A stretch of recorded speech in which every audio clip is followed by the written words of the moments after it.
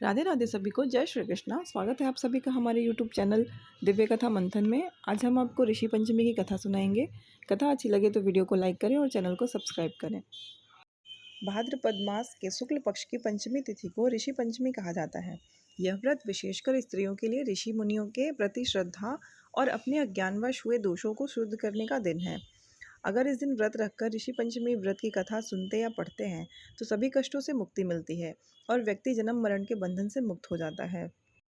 यह व्रत करने से सभी प्रकार के स्त्री पुरुष जन्य दोष, अनजाने पाप, मासिक अशुद्धि से हुए अपराध शुद्ध हो जाते हैं। शास्त्रों में कहा गया है कि यदि स्त्रियां मासिक धर्म आदि की अशुद्धि में अनजाने में किसी नियम का उल्लंघन कर देती हैं तो उनका प्रायश्चित ऋषि पंचमी व्रत से हो जाता है। आइए सुनते हैं ऋषि पंचमी की संपूर्ण कथा। युधिष्ठिर ने प्रश्न किया, हे देवेश, मैंने आपके श्रीमुख से कई व्रतों को श्रवण किया है। अब आप कृपा करके पापों को नष्ट करने वाला कोई उत्तम व्रत सुनावें। राजा के वचन को सुनकर श्री कृष्ण जी बोले, हे राजन, अब मैं तुमको ऋषि पंचमी का उत्तम व्रत की कथा सुनाता हूँ, जिसको धारण करने से समस्त पापों से छुटकारा मिलता है। पूर्व समय में वृत्तासुर का वध करने के कारण देवराज इंद्र के उस पाप को 4 स्थानों पर बांट दिया गया। पहला अग्नि की ज्वाला में, दूसरा नदियों की बरसाती जल में, तीसरा पर्वतों में और चौथा स्त्री के रज में। उस रजस्वला धर्म में जाने अनजाने उससे जो भी पाप हो जाते हैं उनकी शुद्धि के लिए ऋषि पंचमी व्रत करना उत्तम है।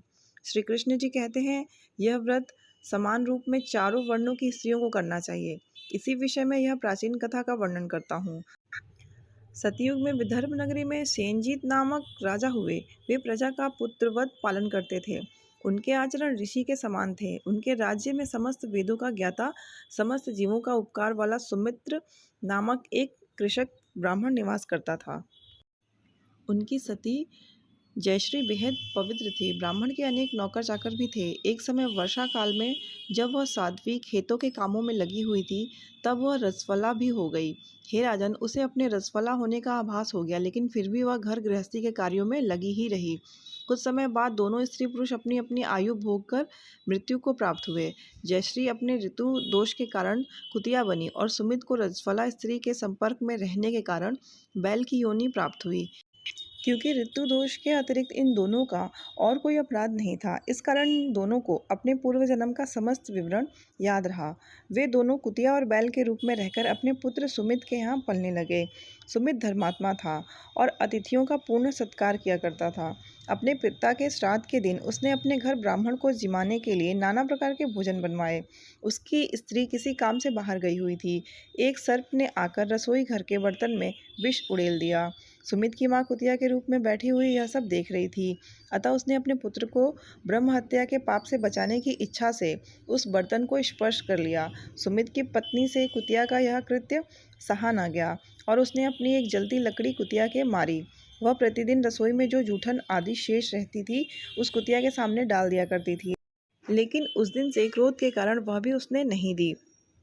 तब रात्रि के समय भूख से व्याकुल होकर वह कुतिया अपने पूर्व पति के पास आकर बोली, हे नाथ, आज मैं भूख से मरी जा रही हूँ। वैसे तो रोज ही मेरा पुत्र खाने को देता था, मगर आज उसने कुछ नहीं दिया। मैंने सांप के विष वाले खीर के बर्तन को ब्रह्म हत्या के भय से छूकर भ्रष्ट कर दिया था। इस कारण बहू ने मारा और खाने को भी नहीं दिया है।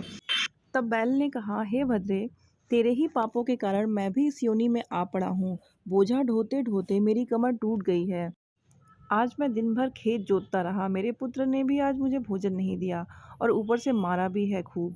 मुझे कष्ट देकर श्राद्ध को व्यर्थ ही किया है। अपने माता पिता की इन बातों को उनके पुत्र सुमित ने सुन लिया। उसने उसी समय जाकर उनको भरपेट भोजन कराया और उनके दुख से दुखी होकर वन में जाकर उसने ऋषियों से पूछा, हे स्वामी, मेरे माता पिता किन कर्मों के कारण इस योनि को प्राप्त हुए हैं और किस प्रकार उनसे छुटकारा पा सकते हैं। सुमित के उन वचनों को श्रवण कर सर्वतपा नामक महर्षि दया करके बोले, पूर्व जन्म में तुम्हारी माता ने अपने स्वभाव के कारण रजस्वला होते हुए भी घर गृहस्थी की समस्त वस्तुओं को स्पर्श किया था और तुम्हारे पिता ने उसको स्पर्श किया था। इसी कारण वे कुतिया और वे बैल की योनि में प्राप्त हुए हैं। तुम उनकी मुक्ति के लिए ऋषि पंचमी का व्रत धारण करो। श्री कृष्ण जी बोले, हे राजन, महर्षि सर्वतप्पा के इन वचनों को श्रवण करके सुमित अपने घर लौट आया और ऋषि पंचमी के दिन आने पर उसने अपनी स्त्री सहित उस व्रत को धारण किया और उसके पुण्य को अपने माता पिता को दे दिया। व्रत के प्रभाव से उसके माता पिता दोनों ही पशु योनियों से मुक्त हो गए और स्वर्ग को चले गए। जो स्त्री इस व्रत को धारण करती है वह समस्त सुखों को पाती है। ऋषि पंचमी व्रत की दूसरी कथा। एक राज्य में ब्राह्मण पति पत्नी रहते थे। वे धर्म पालन में अग्रणी थे। उनकी 2 संतानें थीं, एक पुत्र एवं दूसरी पुत्री। दोनों ब्राह्मण दंपति ने अपनी बेटी का विवाह एक अच्छे कुल में किया, लेकिन कुछ वक्त बाद ही दामाद की मृत्यु हो गई। वैधव्य व्रत का पालन न करने हेतु बेटी नदी किनारे एक कुटिया में वास करने लगी। कुछ समय बाद बेटी के शरीर में कीड़े पड़ने लगे। उसकी ऐसी दशा देख ब्राह्मणी ने ब्राह्मण से इसका कारण पूछा। ब्राह्मण ने ध्यान लगाकर अपनी बेटी के पूर्व जन्म को देखा, जिसमें उसकी बेटी ने माहवारी के समय बर्तनों का स्पर्श किया और वर्तमान जन्म में भी ऋषि पंचमी का व्रत नहीं किया, इसलिए उसके जीवन में सौभाग्य नहीं। कारण जानने के बाद ब्राह्मण की पुत्री ने विधि विधान के साथ व्रत किया।